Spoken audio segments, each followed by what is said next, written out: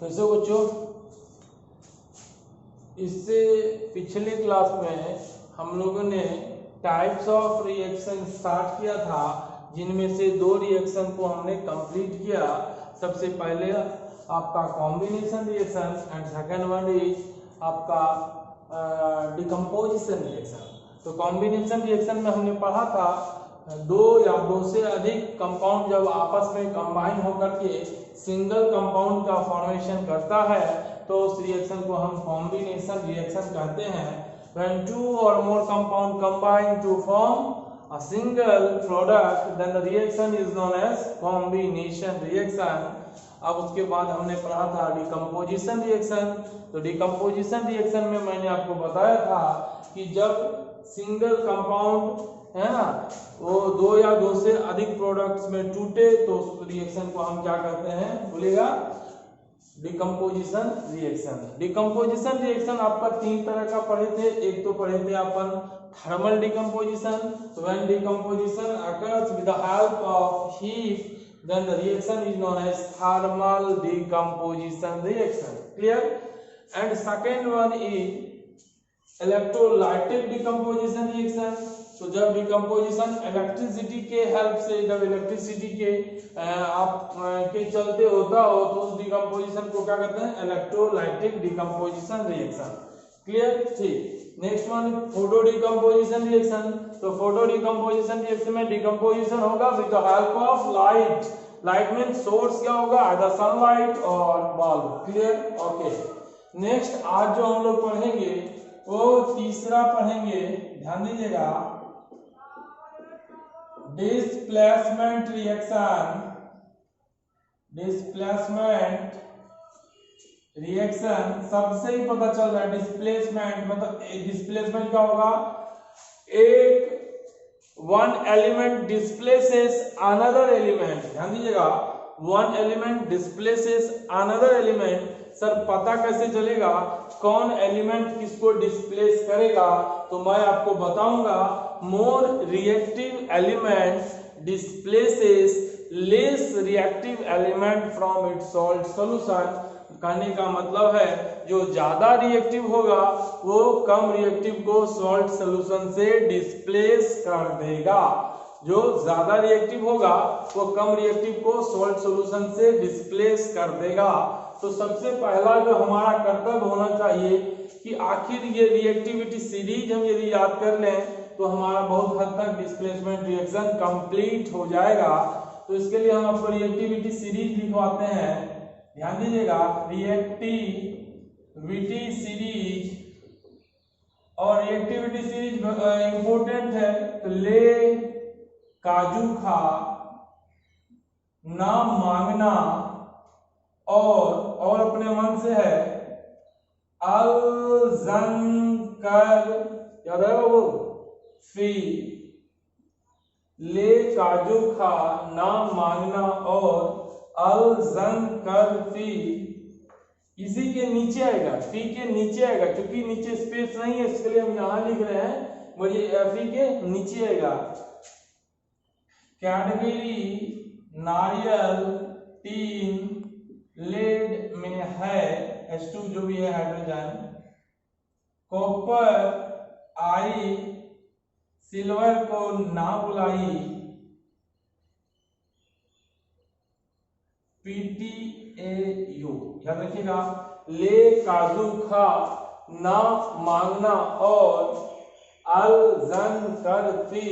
Cadbury नारियल तीन lead में है, कॉपर आई, ध्यान दीजिएगा, सिल्वर को ना बुलाई, PTAU।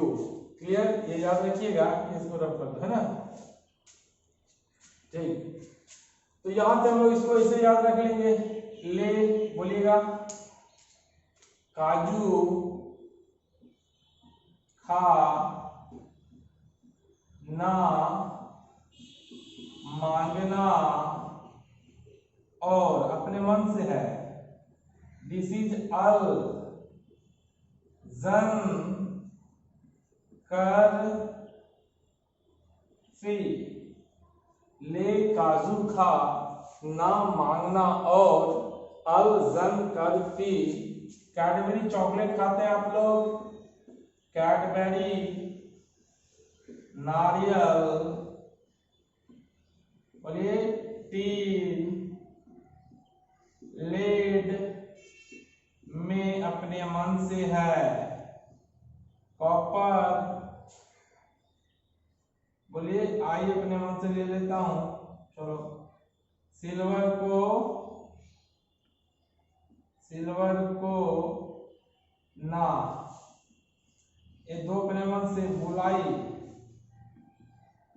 और ये PTAU, याद रखिएगा, ले काजू खा, ना मांगना, और अल्ज़नकर्फी, कैडबरी नारियल टीन लेड में है, कॉपर आई सिल्वर को ना बुलाई, PTAU।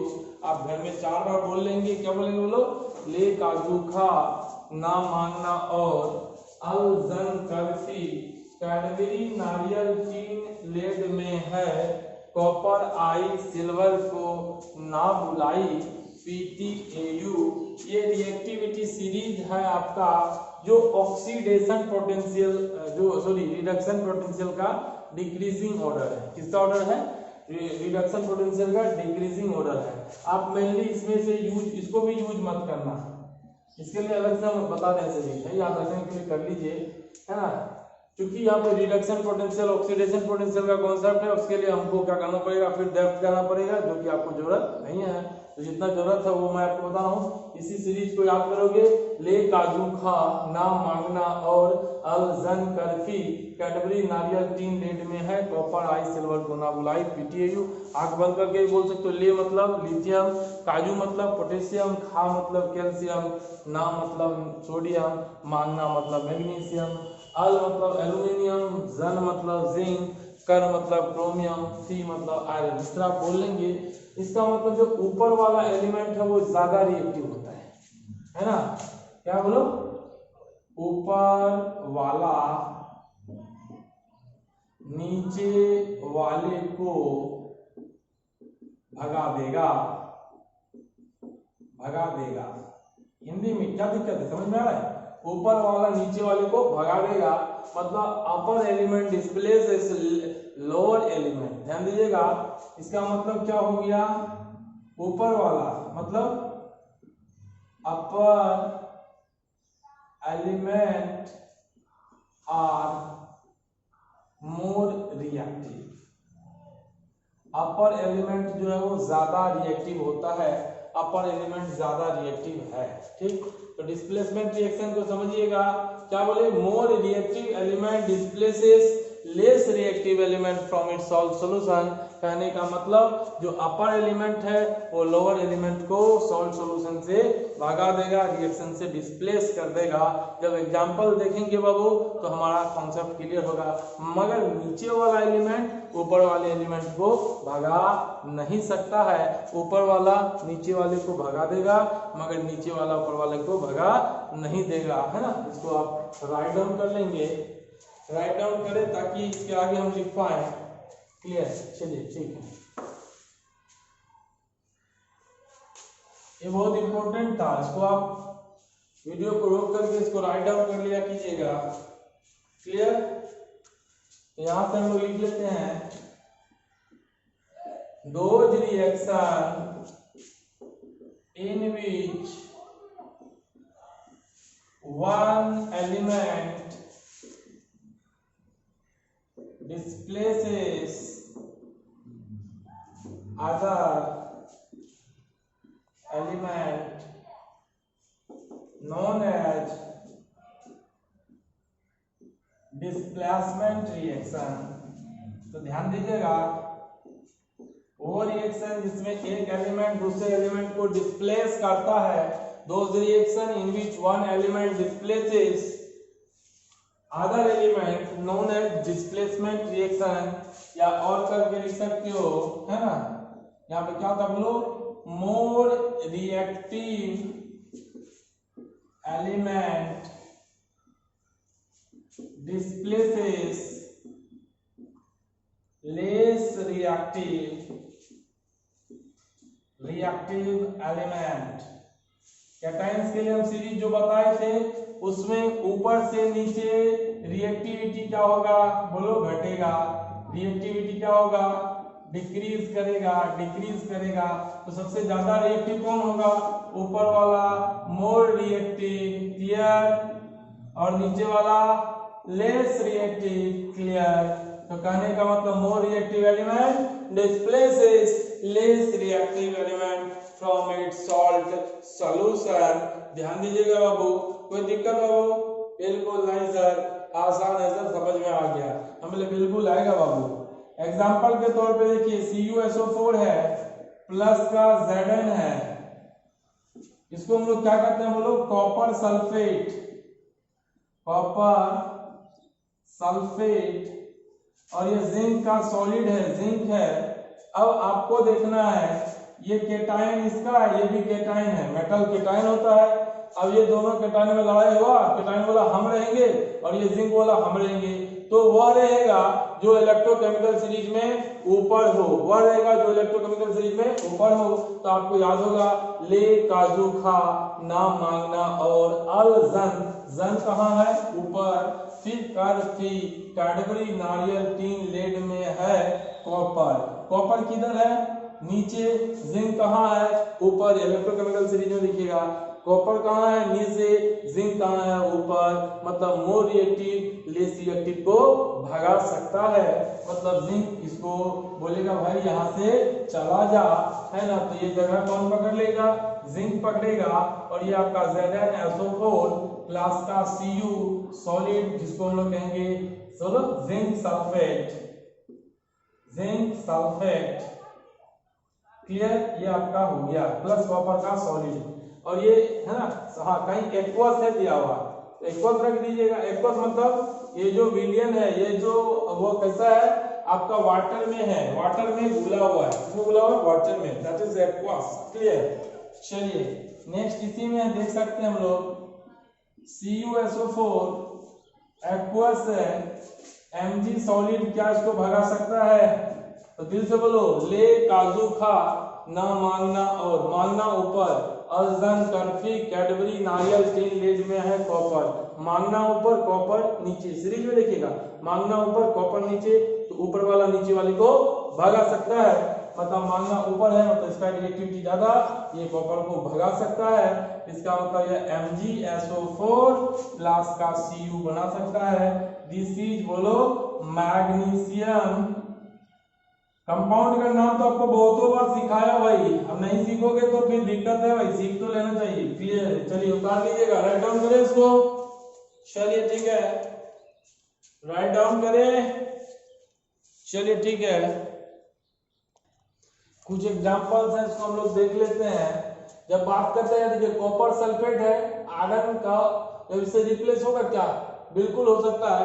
पर ये बोलो ले काजू खा ना मांगना और अलजन करफी, फी कहाँ है, ऊपर है। कैडबरी नारियल टीन लेड में है कॉपर, नीचे है। तो ऊपर वाला किसको भगा सकता है, नीचे वाले को। कहां से पता चला, इलेक्ट्रोकेमिकल सीरीज से। तो ऊपर वाला किसको भगा देगा, नीचे वाले को। ये क्या बन गया, FeSO4 प्लस का Cu सॉलिड। कोई दिक्कत बाबू नहीं। नाम तो आप लिख सकते हो ना भाई, नाम तो जानते हो ना, इसका नाम है कॉपर सल्फेट, क्लियर। चलिए ठीक है। अब CuCl2 में देखिए लेड है, ये आपका Pb और Cu में लड़ाई हुआ, बोला कौन रहेगा, हम क्या बोले ऊपर वाला नीचे वाले को भगा देगा। तो ले काजू खा ना मांगना और अलजन कर्फी कैडबरी नारियल टीन लेड में है कॉपर, है ना। ले काजू खा ना मांगना और अलजन कर्फी कैडबरी नारियल टीन लेड, लेड कहाँ है, बोलो लेड ऊपर में है, फिर नीचे है कॉपर। तो ऊपर वाले एलिमेंट नीचे वाले को डिस्प्लेस कर सकता है। तो ये आपका ये कैटायन इस कैटायन को हटा दिया, PbCl2 plus Cu solid. Series में देखिएगा जो ऊपर है वो नीचे वाले को डिस्प्लेस कर सकता है। क्योंकि एक ही एलिमेंट को डिस्प्लेस कर रहा है, इसलिए इसको हम लोग क्या करते हैं, सिंपली डिस्प्लेसमेंट रिएक्शन, क्लियर, ठीक है। 2AgNO3 है। अब Ag देखिए क्या Cu कर सकता है क्या, तो याद रखोगे ले काजू खा ना मांगना और अलजन कर्फी कैडबरी नारियल टीन लेड में है कॉपर आई सिल्वर, सिल्वर कहाँ गया नीचे, याद रखिए कॉपर आई सिल्वर को ना बुलाई PTAU, तो सिल्वर कहाँ हो गया नीचे, इसका मतलब कॉपर Ag को भगा सकता है, ऊपर वाला नीचे वाले को भगा सकता है, ऊपर वाला भगो यहाँ से, तो Cu क्या हुआ NO3 सर इस पे थोड़ा सा ध्यान दें, बहुत जगह आपको पता नहीं कि क्या होगा, हमने AgNO3 ही लिया तो हम क्या कर दिए CuNO3 लिख दिए, कॉपर का वैलेंसी 2, इसका वैलेंसी 1, ये इधर गया ये इधर गया, तो यहाँ पे क्या करना पड़ेगा 2 लिखना पड़ेगा, और जैसे यहाँ 2 लिखे नाइट्रेट कितना हो गया 2, तो यहाँ भी सेव करना पड़ेगा, और ये 2Ag यहाँ पे सजा लेंगे, क्लियर। चलिए Fe सॉलिड HCl लड़ाई हो गई दोनों में, बोला कौन जीतेगा, ले काजू खा ना मांगना और अल्जन कर्फी कैडबरी नारियल 3 लेड में है कहाँ है ऊपर है ना, ले काजू खा ना मांगना और अल्जन कर्फी कैडबरी नारियल कर्फी फी ऊपर है, कैडबरी नारियल 3 लेड में है, तो फी H से ऊपर है तो फी क्या करेगा H को भगा देगा, फी किसको भगा देगा बोलो H को भगा देगा, तो इसके साथ भागेगा, तो FeCl लिख दिया, और Fe का वैलेंसी कितना होता है बोल भाई, Fe का वैलेंसी 2, Cl का वैलेंसी 1, ये इधर FeCl2, ये सब आप लोगों को बता चुके हैं जूनियर क्लास में, FeCl2। अब देखो प्लस का क्या बच गया H2, इसलिए 2 बैलेंस किए ना, क्योंकि Cl2 हो गया H2A। एक चीज ध्यान में रखिएगा, जो भी मेटल, एक ट्रिक ध्यान दीजिएगा, मेटल एवं हाइड्रोजन है ना, मेटल एवं हाइड्रोजन, हाइड्रोजन से ऊपर जो होगा इन केमिकल सीरीज, इन इलेक्ट्रोकेमिकल सीरीज, इन electrochemical series release H2 gas, जो मेटल क्या होगा, मेटल एवं hydrogen in electrochemical series release H2 gas, जो मेटल कहाँ होगा ऊपर होगा हाइड्रोजन, जो कौन सा गैस रिलीज करेगा H2 गैस, जैसे Fe है कब H2 गैस कब करेगा बोलो, when react with acid or water, तो metal electrochemical series sorry hydrogen in electrochemical series release H2 gas, जो भी मेटल हाइड्रोजन से ऊपर होगा वो H2 गैस रिलीज करेगा, मगर कब करेगा जब या तो उसका रिएक्शन एसिड के साथ हो या तो वाटर के साथ हो, क्लियर। Mg मेटल है एवब है, एसिड के साथ रिएक्शन कर रहा है, फिक्स है, कौन सा गैस रिलीज करेगा H2 गैस, Mg किसको भगाएगा H को भगाएगा, भगो यहाँ से, क्यों भगाएगा, ले काजू खा ना मांगना और अल्जन कर्फी कैडबरी नारियल 3 लेड में है, कॉपर आई, तो मैग्नीशियम कहाँ है ऊपर, है कहाँ है नीचे, ऊपर वाला नीचे वाले को भगा देगा, ये कुछ ऐसा हो गया। Cl2Ki, आप देखो बाबू ये तो एनायन है, ये एनायन है, एनायन का एनायन के साथ टक्कर अपने को पता नहीं भाई, तो एनायन के लिए आपको भी सीरीज में बता देता हूँ।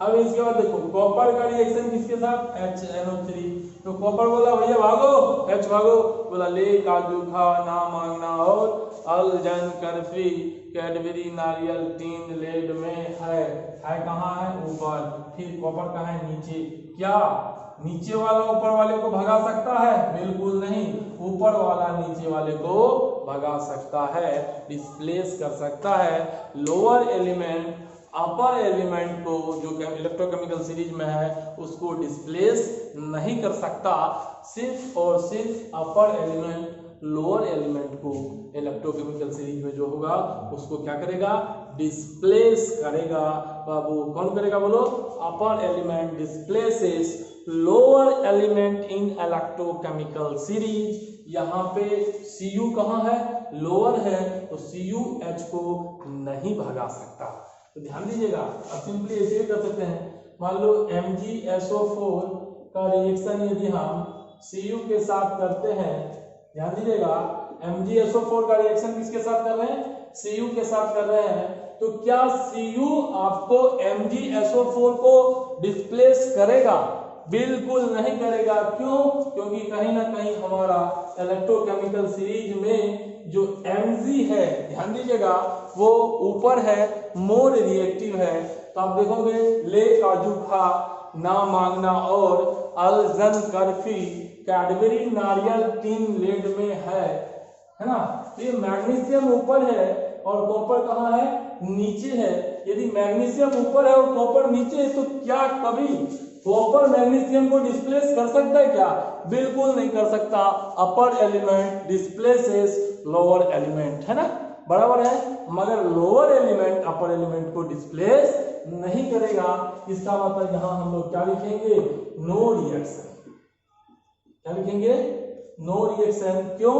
क्योंकि कॉपर की रिएक्टिविटी मैग्नीशियम की रिएक्टिविटी से क्या है? बोलेगा क्या है? कम है ना। मैग्नीशियम कॉपर को डिस्प्लेस कर सकता है मगर कॉपर मैग्नीशियम को डिस्प्लेस नहीं कर सकता, है ना। ये समझ में आ रहा है ना बाबू? ये रिएक्शन नहीं होगा। चलिए इसको राइट डाउन करें। तो एनाइंस के लिए आपको हम ट्रिक बताते हैं। चलो रब कर रहा बाबू, ठीक। चलिए ठीक, एक लाइन ध्यान दीजिएगा। मेटल एवं hydrogen in electrochemical series when react with acid और वाटर रिलीज H2 गैस। कौन सा गैस रिलीज करेगा? H2 गैस रिलीज करेगा। क्यों करेगा पता है ना? क्योंकि हाइड्रोजन उससे क्या है? नीचे है और मोर रिएक्टिव एलिमेंट क्या करता है? डिस्प्लेस कर देता है लेस रिएक्टिव एलिमेंट को सॉल्ट सॉल्यूशन से। क्लियर? ओके।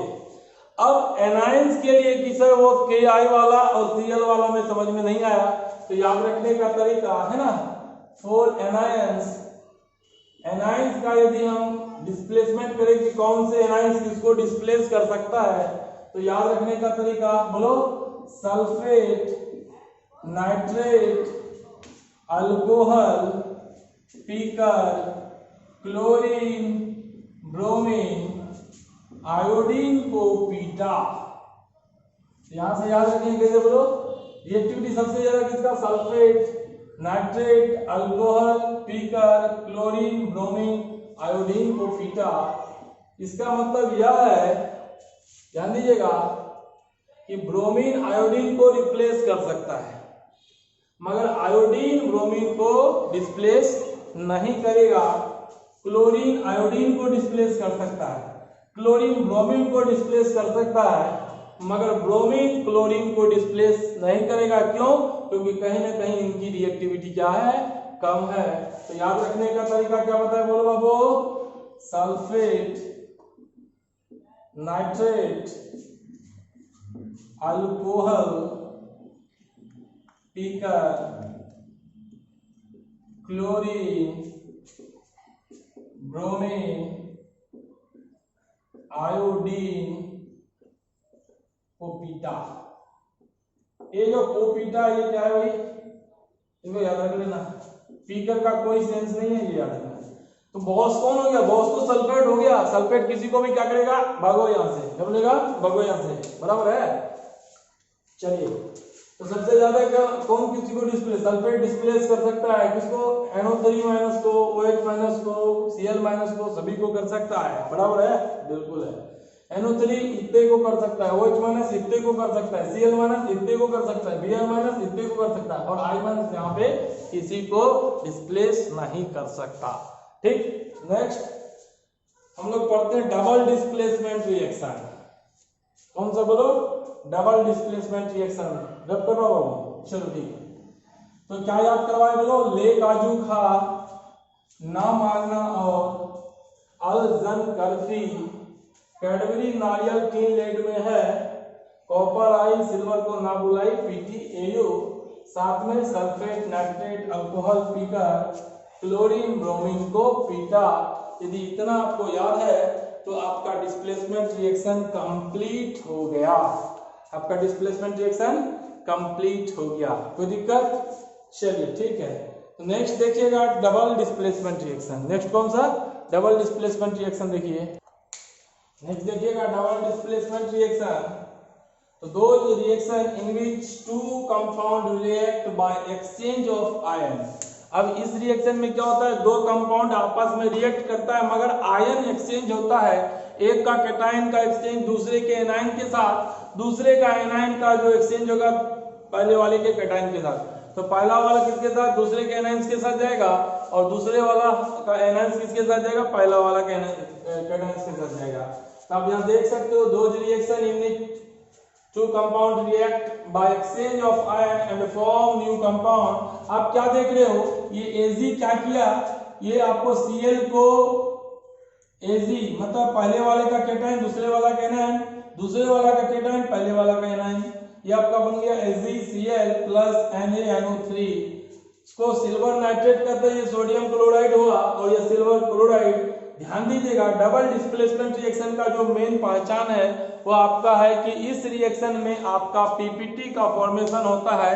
सॉलिड सब्सटेंस क्या होगा, सेपरेट होगा, जो कुछ ना कुछ आपको कलर देगा, है ना। तो ये मेन आपका मोस्टली जितने रिएक्शंस होंगे उसमें कुछ ना कुछ आपका पीपीटी का फॉर्मेशन होगा। ये आपका डबल डिस्प्लेसमेंट रिएक्शन का पहचान है ना। क्या होता है, आयंस का एक्सचेंज होता है, पहला कैटायन दूसरे का एनायन, दूसरे का कैटायन पहले का एनायन। आप देख सकते हो पहले का कैटायन दूसरे का एनायन, ये BaSO4। सर कैसे लिखे, अब बेरिलियम का वैलेंसी 2 होता है, सल्फेट का भी 2 होता है, दो दो कैंसिल हो गया, BaSO4 NaCl, तो 2NaCl, इसकी भी एक बैलेंस कर ले। इधर कितने Na, 2 दिख रहा, Cl भी 2 दिख रहा है, इधर देख लो, क्लियर है। सोडियम क्लोराइड जब, ध्यान दीजिएगा, सोडियम क्लोराइड जब एक्वस सॉल्यूशन के साथ रहेगा उसको ब्राइन भी कहते हैं, क्या कहते हैं, ब्राइन कहते हैं। तो ये बेरियम क्लोराइड है, सोडियम का सल्फेट है, ये बेरियम का सल्फेट बनाता है और ये व्हाइट पीपीटी देता है। कैसा पीपीटी देता है, व्हाइट पीपीटी। ये याद रखना जरूरी है कि कैसा वो पीपीटी देगा रिएक्शन में, प्लस NaCl आपका।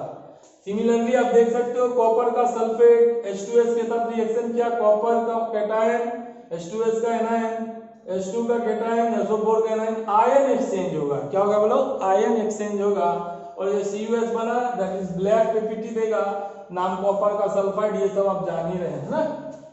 AlCl3 भी है, Al किसके साथ भागेगा भाई, इनका कैटायन इनका एनायन, वैलेंसी आपको पता है, नहीं समझ में आ रहा है तो एल्यूमिनियम बाल गंगाधर इंडियन तिलक पोएम का तीसरा लाइन वैलेंसी कितना होगा, 3 होगा। OH बताओ, वैलेंसी 1, वैलेंसी इंटरचेंज होगा, इधर वाला इधर, इधर वाला इधर, तो ये AlOH ऑल 3 लिखेंगे, प्लस का NH4Cl ammonium chloride, ion exchange, और ये करने से क्या होगा, आपको पीपीटी मिलेगा। तो डबल डिस्प्लेसमेंट रिएक्शन में क्या होता है बाबू, आपका इनसोल्युबल पीपीटी का फॉर्मेशन होता है। इसको लिख ले बाबू।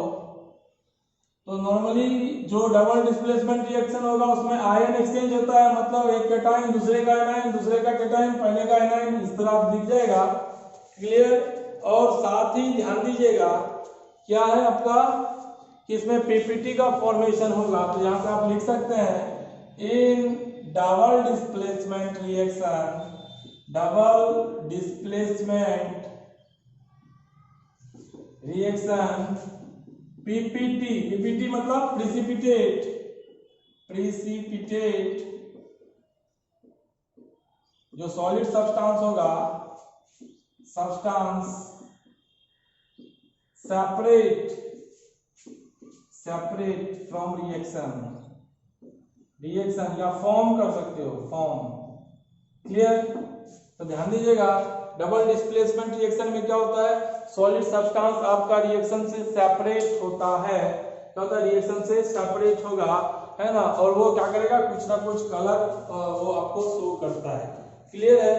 नेक्स्ट रिएक्शन देखिएगा लेड नाइट्रेट का, अब ध्यान दीजिएगा लेड नाइट्रेट का रिएक्शन पोटेशियम आयोडाइड के साथ। तो लेड हम लिखिए PbNO3, NO3 की वैलेंसी 1, Pb की वैलेंसी 2, ये तो आपको पहले से भी आना चाहिए, इधर वाला इधर, इधर वाला इधर, इसको अपन लिख सकते हैं ऐसा PbNO3 होल 2, तो क्या कहलाएगा बोलो, लेड नाइट्रेट।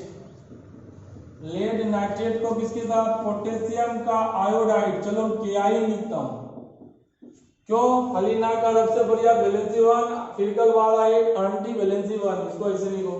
ये किनके साथ जाएगा, इनके साथ, ये किनके साथ जाएगा, इनके साथ। हमने लिखा PbI, भाई सही लिखा कि गलत लिखा ये देख लेते हैं। पीबी बोला मेरा वैलेंसी 2, आई बोला मेरा वैलेंसी 1, ये इधर आया ये इधर गया, PbI2। बोलो हाँ या ना, बोलो हाँ या ना, हाँ चलो ठीक है। अब प्लस के किसके साथ भागेगा बाबू, NO3 के साथ, KNO3, क्लियर है ना। मगर NO3 बोला हाँ इनकी भी वैलेंसी 1, इनकी भी वैलेंसी 1, तो इसको लिखो बात तो बराबर है। मगर NO3 बोला मेरी संख्या कितना है, 2 है, एक NO3 2, तो पोटेशियम भी कितने हो गए, 2 हो गए। अब देखो जितने राइट हैंड साइड उतने left hand side, PB1 PB1, I2 के आपका 2 है, 2 दिख रहा है, NO3 2 है तो 2 दिख रहा है। और ये जो PbI2 होगा लेड आयोडाइड, ध्यान दीजिएगा बाबू, ये कलर शो करता है कैसा, बोलो येलो PPT, येलो PPT का फॉर्मेशन करेगा। लेड आयोडाइड येलो PPT का फॉर्मेशन करेगा। जब आपका क्वेश्चन बनेगा मिसलेनियस का, उसमें आपको इनका यूज होगा रिएक्शंस में, क्वेश्चंस में, और तब आपको ध्यान में रखना पड़ेगा कि लेड आयोडाइड जो है बाबू वो कौन सा कलर, येलो PPT शो करता है। ठीक, लास्ट देख रहे हैं आज का, जब एसिड का रिएक्शन बेस के साथ हो, ध्यान दीजिएगा, जब एसिड का रिएक्शन बेस के साथ हो, इसको राइट डाउन कर लें, चलिए ठीक है, तो सॉल्ट बना, ध्यान दीजिएगा, और वाटर। जैसे हम बात करते हैं NaOH का रिएक्शन HCl के साथ हो, तो ये आपका कौन है, बेस है, ये आपका एसिड है, सबको पता है स्ट्रॉन्ग बेस है, स्ट्रॉन्ग एसिड है। Na किसके साथ, Cl के साथ, ये इसके साथ, कैसे टूटेगा भाई, Na प्लस OH माइनस टूटेगा ना, बोला आया ना, बोला बिल्कुल सर। ये इसके साथ ये चीज आप कुछ ऐसे लिखोगे NaCl प्लस का H2O, मगर इस रिएक्शन में जो सोडियम क्लोराइड बनेगा सबको पता है यह PPT का फॉर्मेशन नहीं करेगा। सबको पता है सोडियम क्लोराइड जब एक्वस सॉल्यूशन में होता है तो वह पानी में क्या होता है, घुल जाता है, सोल्यूबल होता है।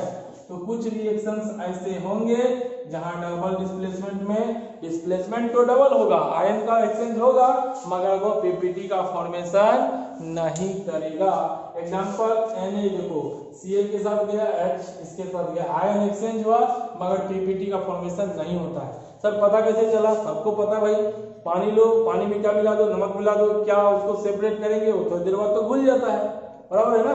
तो सोल्यूबल है, वो सेपरेट आपका रिएक्शन से सेपरेट नहीं होगा, बिल्कुल नहीं होगा, ध्यान दीजिएगा, है ना। चलिए ठीक है, आज के लिए इतना ही बाबू। तो आज हम लोगों ने कंप्लीट किया डिस्प्लेसमेंट रिएक्शन और डबल डिस्प्लेसमेंट रिएक्शन।